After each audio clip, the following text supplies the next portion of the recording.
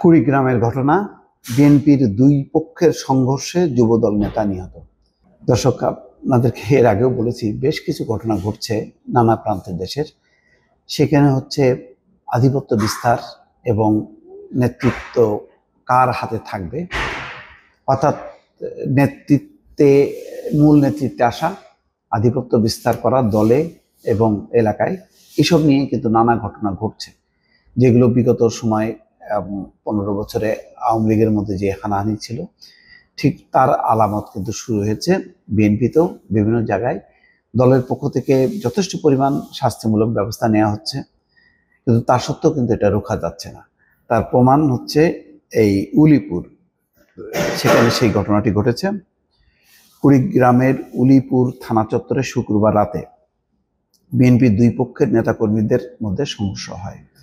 এতে পৌর যুব দলের যুগ্ম আহ্বায়ক আশরাফুল ইসলাম 38 নিহত হয়েছে। এছাড়া বেশ কয়েকজন আহত হয়েছেন। আশরাফুল ইসলাম পৌরসভার দয়ালপাড়ার আয়নাল হকের ছেলে। কুড়িগ্রাম জেলা সিভিল সার্জন ডাক্তার মঞ্জুর এ মোর্শেদ জানান, সংঘর্ষের পর একজনকে মৃত অবস্থায় হাসপাতালে আনা হয়েছিল। এখানে বলা হচ্ছে, কুড়িগ্রাম জেলা বিএনপির সাবেক সভাপতি তাজভিরুল ইসলাম এবং রংপুর বিভাগীয় সহ সাংগঠনিক সম্পাদক আব্দুল খালেকের সমর্থকদের মধ্যে সংঘর্ষ হয়। উভয় পক্ষের কয়েকজন নেতাকর্মীদের মধ্যে একটি অরাজনৈতিক বিষয় নিয়ে মীমাংসার চেষ্টা চলছিল।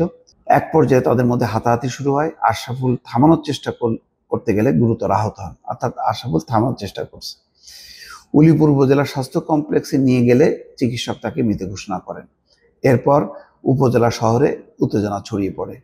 উলিপুর থানার ভারপ্রাপ্ত কর্মকর্তা জিল্লুর রহমান বলেন, আমি ছুটিতে আছি। থানা চত্বরের কাছে বিএনপির দুই গ্রুপের মধ্যে সংঘর্ষের তথ্য পেয়েছি। একজন মারা গেছেন, তবে তিনি মারধরের কারণে নাকি স্ট্রোক করে মারা গেছেন তা নিশ্চিত হওয়া যায়নি। যাক, এই ঘটনাটা একের পর এক কিন্তু হচ্ছে। রাউজানে একাধিকবার হয়েছে, তারপরে নরসিংদীতে মারা গেছে, বিভিন্ন জায়গায় কিন্তু মারা গেছে। মানে 5ই আগস্ট সরকার পরিবর্তনের পর নিজেদের মধ্যে হানাহানিতে কতজন মারা গেছে সেই পরিসংখ্যানটাও বিএনপির কাছে থাকা দরকার।